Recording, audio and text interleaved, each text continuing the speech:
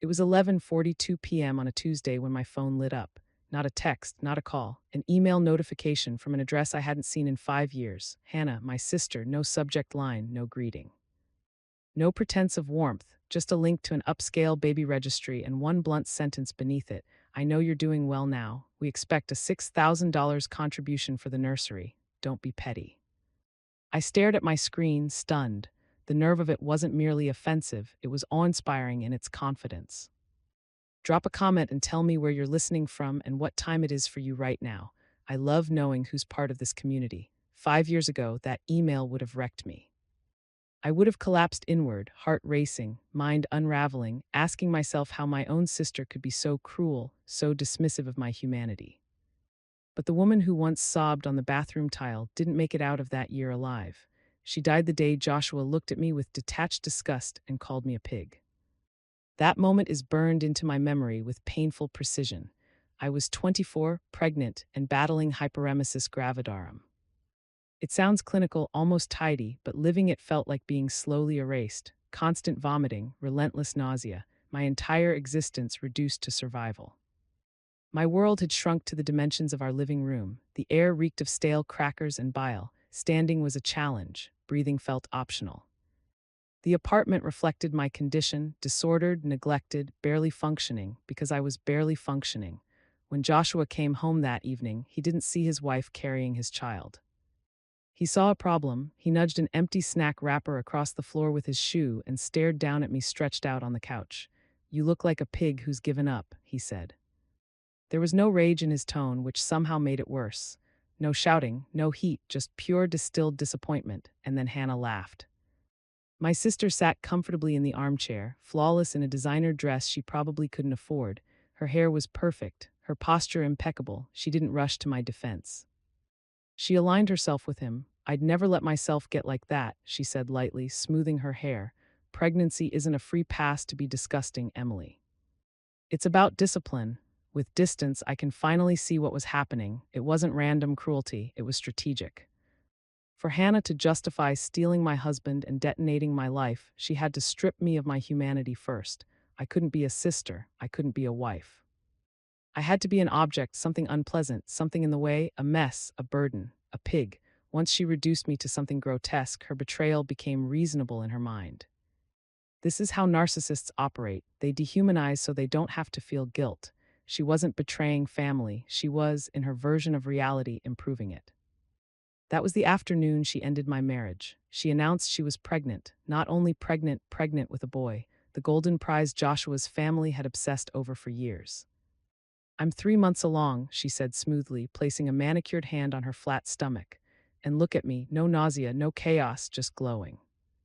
That's how a real woman carries a child. Joshua didn't hesitate. He looked at me, pale, shaking, wrapped in a blanket, then at her, radiant with lies and confidence, and he chose. He treated it like a transaction, fantasy over reality, presentation over truth. He asked for a divorce the next morning. He walked away, leaving me with nothing but sickness and silence, convinced he was upgrading to a superior model. So when I read Hannah's email now, demanding $6,000 for a nursery, I understood something immediately. Nothing had changed. She still didn't see me as a person. I was still a resource. Something to extract value from when convenient, something disposable. She believed I was still that desperate girl on the bathroom floor, starving for approval. She was wrong. I wasn't broken anymore. I was stable, grounded, clear, and I was about to audit her entire existence. My finger hovered over the block button. My pulse thrummed violently, my body buzzing with a familiar panic. That old reflex, installed by Hannah years ago, urging me to vanish, to shrink, to avoid confrontation because I'd always lose. I was seconds from erasing her message and pretending it never existed when a hand settled gently over mine. Jason, my husband, didn't look heroic in that moment. He looked exactly like himself, the director of elite credit services at one of the city's most exclusive financial firms. 45 years old, silk robe tied loosely, reading glasses on, tablet tucked under his arm. He said nothing. He simply took my phone from my shaking hand and read. I braced for questions. For anger, for confusion, the kind people feel when they glimpse the insanity I grew up in. None came. Jason's expression was cool, analytical. Like he was reviewing a risk report that had just exposed a major flaw. Hannah, he said slowly, tasting the name like a sommelier testing spoiled wine. Give it back, I whispered. I'll just block her. I can't do this. I can't go back there. No, he replied softly and absolutely. He set my phone beside his tablet on the kitchen island and began typing with calm, practiced precision. Blocking her gives her power, he said. It suggests fear. Avoidance, I am afraid, I admitted. She ruined me once. If I refuse, she'll escalate. She always does. Jason stopped typing and looked up, eyes sharp behind the lenses. She can't hurt us, he said evenly. She has no leverage. She mistakes audacity for strength, but audacity has no value. He turned the tablet toward me.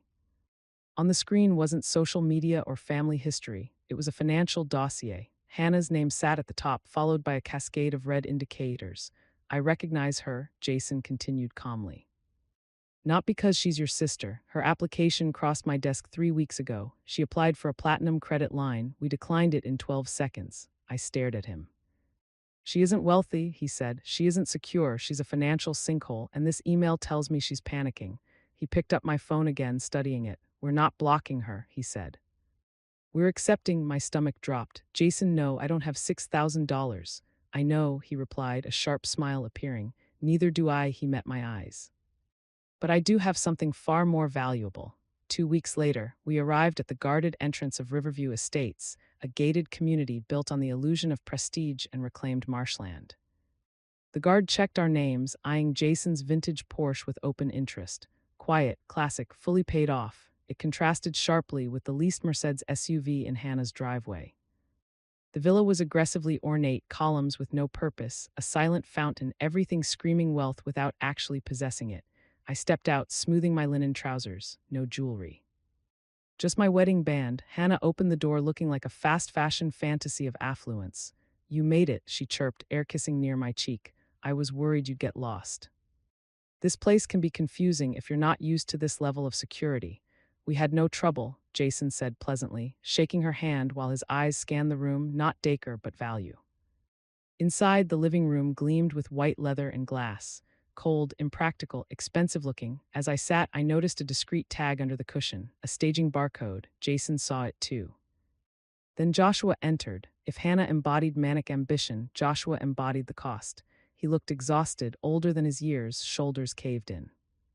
His too-tight polo strained against weight gained from stress and cheap liquor. He avoided my eyes, mumbling a greeting that sounded like regret. So, Hannah clapped her hands, perching eagerly. What do you think? Plenty of room for our little prince, the future heir. She patted her stomach, then she looked me over, eyes lingering on my simple blouse. Still practical with your wardrobe, Emily, she said. That's good. Saving money is important when you have to. The insult landed without force. 5 years ago, it would have cut. Now it just felt like watching a child play dress up in clothes that didn't fit. She had no idea that the linen I was wearing cost more than her entire outfit. She couldn't see quality. She could only see logos. We try to be practical, I said, my voice steady. Well, practicality is fine, she sniffed, but family is about generosity. Speaking of which, she extended a manicured hand, palm up her eyes, gleaming with naked greed. Did you bring the contribution? The decorator is coming tomorrow, and we need the deposit. Joshua flinched. He actually closed his eyes as if the shame was physically painful. Jason stood up. He didn't reach for his wallet. He reached into his briefcase and pulled out a thick, heavy envelope made of cream-colored cardstock. It looked important. It looked expensive. We brought something better than a check, Jason said. Hannah's eyes lit up. She practically snatched the envelope from Jason's hand, her fingers digging into the expensive cardstock. I watched her weigh it in her palm, her mind racing with calculations. It was thick, it was heavy. To someone like Hannah, weight meant cash. It meant piles of bills that could be spent on appearances, on silencing the creditors for another month, on maintaining the delusion that she was better than everyone else. Oh, Jason, she cooed, her entire demeanor shifting from haughty to saccharine in a nankand. You really didn't have to go all out, but I suppose when you're successful, generosity just comes naturally. It does, Jason agreed, his voice dangerously level. Go ahead, open it. We want to make sure you see exactly what we're contributing. Joshua leaned forward, a flicker of hope in his dull eyes. He probably thought this was his lifeline. He probably thought this envelope was going to save him from the crushing pressure of living a lie he couldn't afford. Hannah tore the seal. The sound was loud in the quiet room, a sharp rip that echoed like a gunshot. She reached inside, expecting the crisp friction of currency. Instead, her fingers met the smooth, glossy surface of stapled documents. She pulled them out, a stack of papers dense with columns, numbers, and red ink. For a moment, there was silence. Hannah stared at the top page, her brow furrowing. She flipped to the second page, then the third. Her smile faltered, then vanished. Her face went from confused to pale to a sickly shade of gray. "What is this?" she whispered. The paper shook in her hand. "It's a statement," Jason said. He crossed his legs, looking perfectly at ease in the center of their collapsing world. "A comprehensive financial statement. You see, Hannah, when you applied for that platinum line of credit 3 weeks ago, you authorized a full forensic audit of your assets and liabilities. Most people don't read the fine print. I do." Hannah dropped the papers onto the glass coffee table as if they were burning her skin. They fanned out, revealing the truth she had been hiding for years. "That isn't money," she choked out. "No," Jason replied, "it's reality." He leaned forward and tapped the summary line at the bottom of the first page. Total outstanding unsecured debt $248,000. You have 6 maxed out credit cards, 3 personal loans in default, and a lien on this luxury furniture that you haven't paid for in 4 months. Joshua made a sound, a strangled gasp of air. He grabbed the papers from the table, his eyes scanning the columns frantically. 200, Hannah, what is this? You said the investments were paying out. You said we were liquid. We are, she shrieked, her voice cracking. This is a mistake. He's lying. He's just trying to humiliate us because he's jealous. I'm not jealous, Hannah, Jason said, his voice cutting through her hysteria like a scalpel. And I'm not lying. I'm the director of the division that denied your application. You've been living on a credit line that expired 90 days ago. You aren't solvent. You are technically insolvent. He stood up then, and the room seemed to shrink around him. He wasn't the polite brother-in-law anymore. He was the institution. He was the consequences she had been running from. You asked for a contribution, Jason said coldly. This is it. I'm not here to give you money for a nursery you can't afford. I'm here to collect the collateral on the life you stole. That's a lie, Hannah screamed, her voice cracking into a desperate, jagged sound. She tried to swipe the papers off the table, but they scattered across the floor, face up like an accusation that refused to be silenced. Those are old cards. I paid them off years ago. This is privacy infringement. I'll sue you. Jason didn't even blink. He didn't raise his voice. He simply reached into the envelope and pulled out a second stack of documents, smaller but infinitely more damning. You can't sue me, Hannah, he said calmly, because you don't have a lawyer. You have a public defender waiting for you if you don't start telling the truth. But let's look at the history, shall we? He flipped to a page marked with yellow highlighters. May 12th, 5 years ago, Jason read aloud. I felt a chill go down my spine. I remembered it perfectly. That was the week I was hospitalized for dehydration. That was the week Joshua had packed his bags, telling me he couldn't handle the drama of my sickness anymore. According to your version of events, Jason said, turning his gaze to Joshua, Hannah was also pregnant during this time.